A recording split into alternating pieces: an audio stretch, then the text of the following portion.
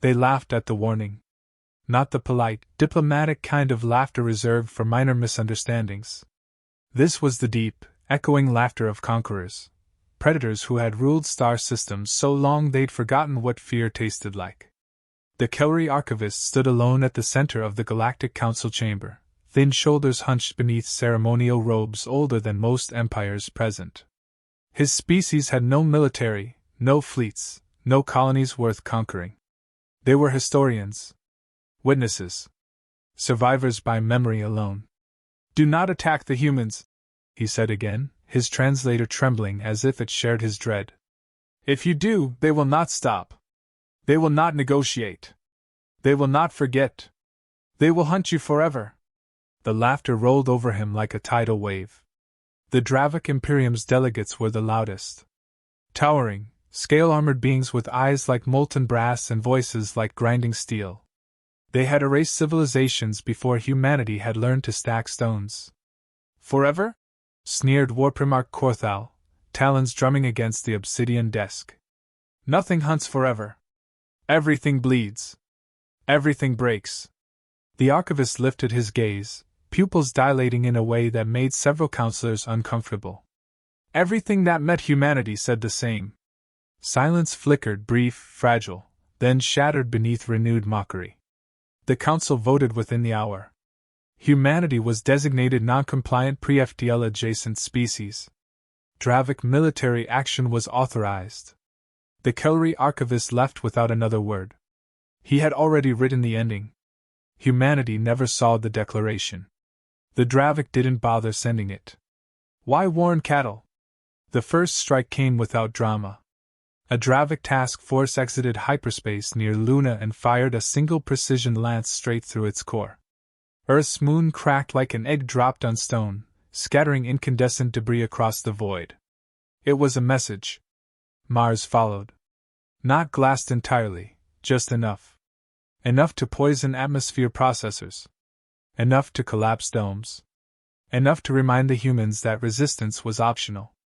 Civilian habitats around Jupiter went dark one by one. Emergency signals screamed until the Dravik cut the channels, annoyed by the noise. Earth watched it all happen in real time. Human leaders demanded negotiations.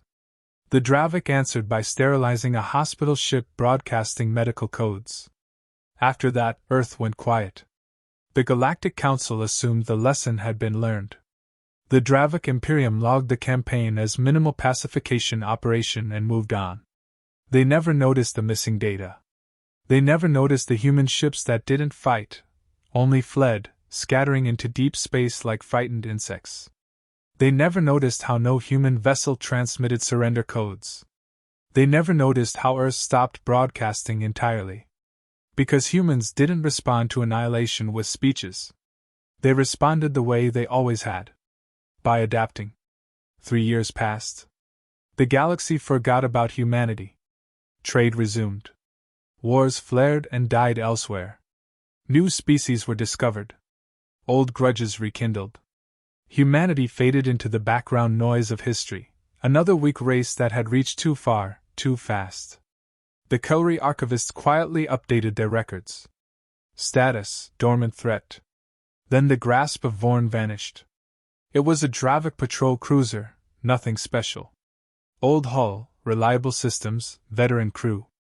It failed to check in after a routine sweep of a mining corridor bordering unclaimed space. Imperial Command blamed equipment failure. Then the Talon Crown disappeared while escorting a supply convoy. Then a refinery station detonated when its internal safeties inexplicably reversed polarity and crushed its own core. The losses were irritating, but not alarming. Until the recording arrived. No known transmission method. No encryption Dravik intelligence recognized. It simply appeared in every Dravik command archive simultaneously. The footage was low resolution, shaky, clearly recorded by a handheld device. A Dravik bridge filled the screen, alarms blaring, gravity fluctuating, crew roaring orders in panic. There were no signs of hull breach. No enemy vessels. Just failure. Then a human voice spoke over the Dravik command channel. Not yelling. Not gloating. Calm. almost conversational. "You didn't wipe us out," the voice said. "You just taught us how you fight." A Dravik officer turned, horror widening his eyes as something moved behind him, something armored in matte black plating, edges dulled, weapons old but meticulously maintained. The footage cut as the bridge depressurized. The Imperium classified the video as a hoax. 2 weeks later, 3 admirals died in separate systems when their flagships suffered identical internal collapses, surgical, precise, intimate. No battles. No declarations. Just death. On Earth, or what remained of it, humanity was not united. That was another mistake the galaxy made. They assumed revenge would look like rage. They assumed retaliation would look like fleets. Instead, it looked like committees. Arguments. Old soldiers dragged back into service beside teenagers who had grown up under emergency sirens and rationing. It looked like engineers reactivating mothballed weapons banned centuries ago. It looked like politicians being ignored for the first time in human history. "We can't win a war like theirs," an old general said during one of the last open councils. His uniform was faded, his hands shaking, not from fear, but from age. "So we don't." A younger woman leaned forward, eyes bloodshot from weeks without sleep. "Then what do we do?" The general smiled without humor. "We survive long enough to make them regret starting it." Humanity dismantled itself. Governments dissolved into cells. Fleets broke apart into lone hunters. Every ship, every crew, every outpost became autonomous, capable of acting without orders, without oversight, without hesitation. There would be no central command to destroy. Only teeth. The first Dravik commander to understand what was happening died screaming in a dark corridor, his final moments recorded by his own helmet cam. A human stood over him, visor cracked, breathing heavy. "You know what the worst part is?" the human said, voice distorted but unmistakably amused. "If you'd finished the job, if you'd actually killed us all." The Dravik tried to speak. Blood bubbled instead. "We wouldn't be here." The blade fell. The galaxy began to notice. And far away, in a quiet archive lit by soft amber lamps, a Cullery historian closed another record and whispered the words no one had wanted to hear. "They're awake now." The galaxy woke to a new kind of war. Not one fought in broad daylight, not one flaunting banners or declarations. Humanity's retaliation was a whisper at first, then a scream. Dravik convoys vanished. Entire supply lines collapsed under strange accidents. Factories exploded with terrifying precision, always at the worst possible moment, always leaving survivors enough to remember the horror. It was not magic. It was engineering. It was improvisation. It was brutality wrapped in wit. Humans didn't have fleets that dwarf stars, at least not yet, but they had something worse: unpredictability. They struck where the Dravik felt safest. Ambushes in uncharted corridors of space. Boarding parties that never boarded. Ships that self-destructed mid-jump, ejecting crews into voids with video messages from humans laughing, mocking, pointing out the exact flaws that had led them here. Every attack carried an unmistakable signature: personal, surgical, humorous. For the first time, the Dravik realized that survival wasn't enough. Victory wasn't about overwhelming numbers. Humanity had turned existence itself into a weapon. One of the first major confrontations took place near the shattered moons of a forgotten colony.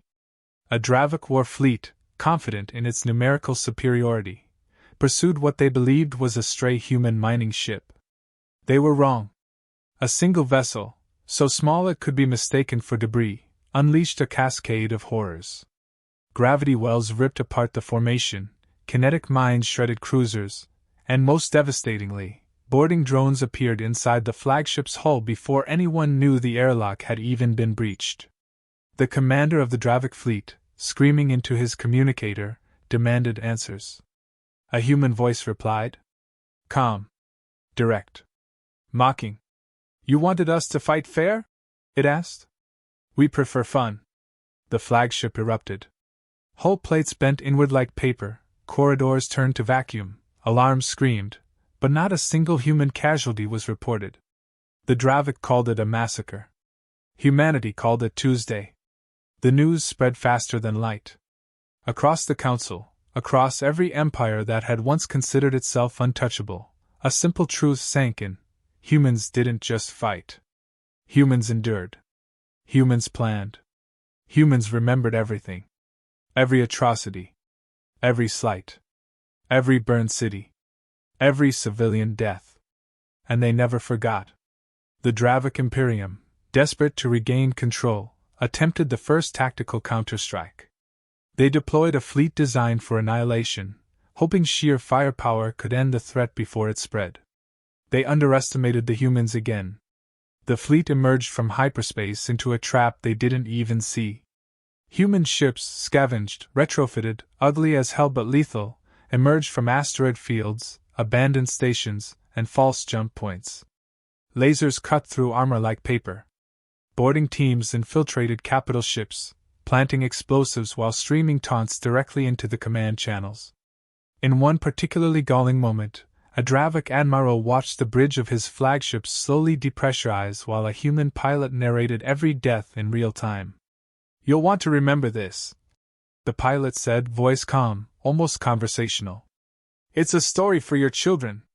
Or what's left of them." The Dravik screamed. The humans laughed. The rest of the fleet scattered, crippled and confused, retreating into territories that were no longer safe. And then the broadcasts began. Humanity wasn't interested in hiding. They broadcasted videos of the massacres, the evacuations, the precision strikes. Names, faces, children lost to the first strike, loved ones burned by nuclear fire. Humanity showed the galaxy what had been done to them. And then came the call to arms, not for revenge, not for conquest, but for survival. Species across the galaxy, once terrified of the Dravik Imperium, found themselves equipped with human knowledge: how to disable ships without confrontation, how to strike unseen, how to fight asymmetrically against an empire that had ruled by fear for millennia. Humanity became the ghost in every council's chamber, the lesson whispered in every academy, the myth that no one dared to test. The humans themselves? They moved like shadows. Not as a united fleet, but as a network of independent cells, each capable of extreme improvisation. They were mechanics, engineers, soldiers, scavengers, sometimes all three at once. Every strike against the Dravik carried human humor, human cruelty, and a strange human mercy. They never struck civilians if they could help it. The Imperium's soldiers became the target. The hunters became the hunted. It was effective, terrifying, and impossible to predict. Then came the personal attacks. A Dravik commander survived a boarding attack only to return to his flagship and find a message carved into the console. "You tried to break us. We ate your pride. Watch carefully next time." A supply convoy received a shipment of human-designed tools. Standard maintenance kits, but when opened, they self-activated, cutting vital conduits, and transmitting live video of the crew struggling, failing, suffocating. Every encounter taught the Dravik the same lesson: humans don't just fight, they engineer terror with style. And the humans weren't done. Across the galaxy, rumors began to spread.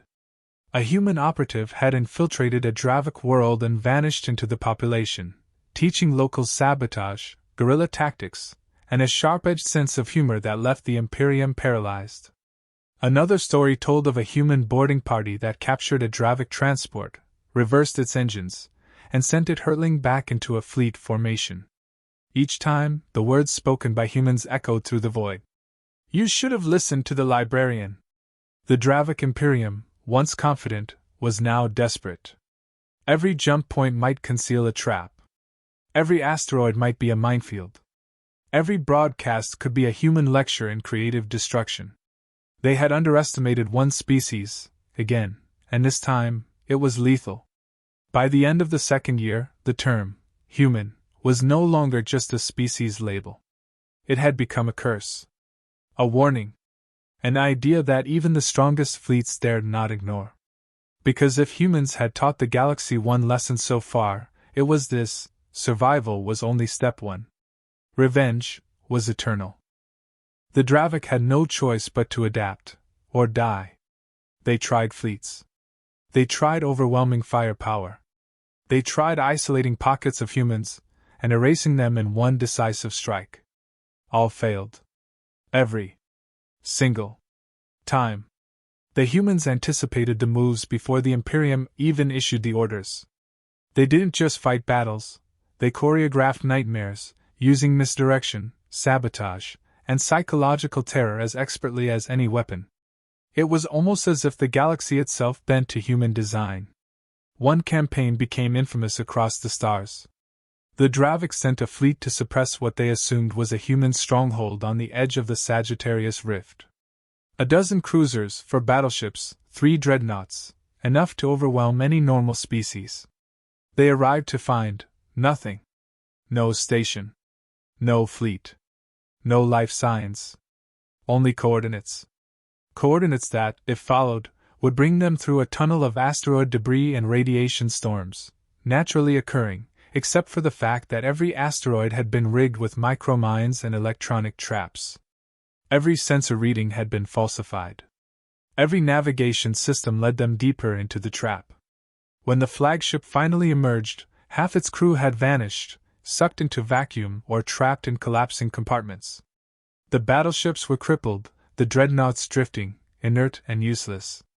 And above it all, a broadcast appeared on every channel, visible to every remaining Dravik vessel. A human, sitting in a rusted command chair, smirking. "You didn't check under the rug, did you?" The broadcast ended with the sound of metal tearing apart, alarms screaming, and then silence. The Dravik called it a miracle that the survivors escaped at all. Humans called it Thursday. Every encounter had a pattern. Humans attacked what the Dravik valued most: supplies, morale, logistics, rather than meeting fleets head-on. They turned the Imperium's confidence against itself. Old warships became traps, orbital stations became death zones, and Dravik boarding teams never returned the same way they left. But the humans were not heartless. Their cruelty was precise, surgical, and deeply personal, but never indiscriminate. Civilians were evacuated, colonists spared, even when it would have been easier to destroy everything in sight. There was a method to the madness: make them suffer, but only through consequence, not random death. The galaxy began to notice patterns. Reports from client species, once terrified of the Dravik, detailed humans teaching resistance. If you survive, you fight. If you fight, you win. If you die, die smart. And everywhere humans went, they left their signature: black humor, gnomic messages carved into consoles, recordings left on wrecked ships with sarcastic commentary.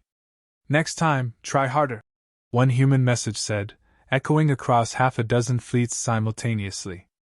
The Dravik Imperium began to fracture. Governors mutinied. Admirals disappeared. Client states revolted, emboldened by human guidance and embittered by centuries of oppression. Entire sectors withdrew support or actively sabotaged Dravik efforts. The Imperium's mighty fleets became disjointed, overextended, and increasingly vulnerable. Humanity had never claimed territory. They didn't need it. They were everywhere and nowhere. They moved like shadows, striking only when it mattered, leaving chaos in their wake, teaching fear as they went. And then came the humans' most terrifying move: infiltration. A single operative, a veteran soldier named Mara Voss, slipped into the heart of a Dravik industrial world unnoticed. She carried nothing but old Earth weapons, a small team of operatives, and a single instruction: do what makes sense. By the time the Dravik realized they were compromised, it was too late. Mara had turned supply lines against themselves, sabotaged factories, and rigged warships to self-destruct at critical moments. Entire cities collapsed, not from human bombardment, but from human understanding of how the Dravik maintained order. When finally confronted, Mara appeared before the planetary governor. Her uniform was patched, dirty, scarred, but her eyes were sharp and alive. "You could have killed us," she said. "You could have won. You didn't. And now," she gestured toward the chaos unfolding outside the viewport, "this is what happens when you ignore a warning." The governor trembled. Why don't you finish us? Why stop?" Mara smiled. Thin, humorless, dangerous. Because that's not our style. We survive. We endure. You just made it personal. Every Dravik who heard that story spread it immediately. Every empire in the galaxy began to whisper the same lesson. Humans are patient. Humans are precise. Humans remember everything. The Imperium no longer operated as a coherent force. Instead, it limped from disaster to disaster, hunted at every turn by unseen forces with limitless patience. And all the while, humans never consolidated power. They didn't build empires. They built ideas, lethal, terrifying ideas that others could follow. Even the Kelri, distant and careful, noted the pattern. Their archives recorded the emergence of a new doctrine. Humanity does not conquer. Humanity persists. Humanity ensures you do not forget. The galaxy had learned the hard way. Attacking humans was a mistake. And ignoring a warning? That was a death sentence. By the time the Dravik Imperium realized the full scope of what humanity had become, it was already too late. Entire sectors had fallen into human-orchestrated chaos. The fleets that once patrolled the borders with impunity were scattered or commandeered by newly emboldened client species. Systems that had been the jewel of Dravik control were now ungovernable, filled with autonomous human operatives and the populations they trained to fight back. And yet humanity never claimed a single world. They never wore an empire's crown. They left ruins, yes, but the crown jewels were memories, fear, and the unshakable knowledge that no one, no species, could ever again assume safety from them. The final confrontation came not in battle, but in a theater of humiliation.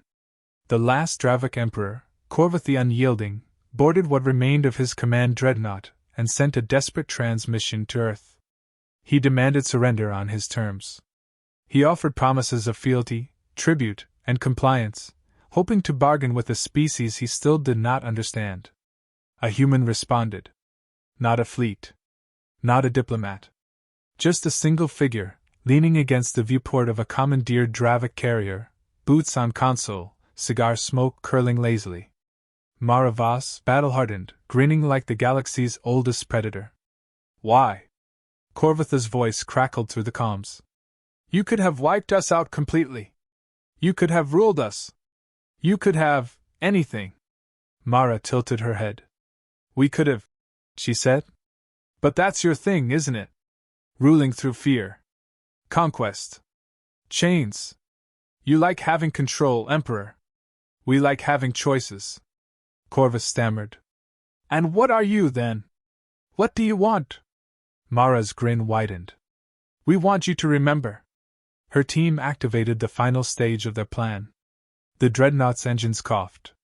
Systems failed. Communications lit up with human broadcasts, images, videos, testimonies, proof of every atrocity the Dravik had committed across the galaxy. Every loss, every burned city, every fallen child. Humanity's message was clear. This is what happens when you underestimate us. This is what happens when you ignore a warning. Corvutha's vessel surrendered. Not to Earth, not to humanity as a government, but to the humans themselves, the survivors, the veterans, the ghosts that had stalked the Imperium for decades. The surrender was total, humiliating, and absolute. The Imperium dissolved. Client species rose up in revolt. Entire star systems reasserted their independence, guided by human principles, survival, strategy, and the unshakable will to never be dominated again. Humanity had not conquered through force. They had conquered through persistence. Through idea. Through memory. Through fear that was just precise enough to teach lessons without creating tyranny. Even decades later, every new species that joined the Galactic Council received the same warning, whispered into the ears of young diplomats and commanders. Do not attack the humans. Some laughed. Some scoffed. Some believed themselves stronger. Every one of them would learn the same truth. Humans will survive. Humans will endure. Humans will remember. And one day, they will hunt you. Forever. The Kelri archivists, careful as always, made the final note in their records. Status: hunted to extinction by persistence. Do not engage. Do not underestimate. Do not forget. And somewhere in the void, Mara Voss lit a cigar, watched a Dravik admiral scurry across a broken command deck, and muttered to herself with that thin, humorless smile that had become legend. Didn't listen, huh? Rookie mistake. The galaxy learned. Slowly, painfully. But they learned. Because humanity didn't just fight back. Humanity made sure the universe remembered that when humans awaken, no one ever truly sleeps again.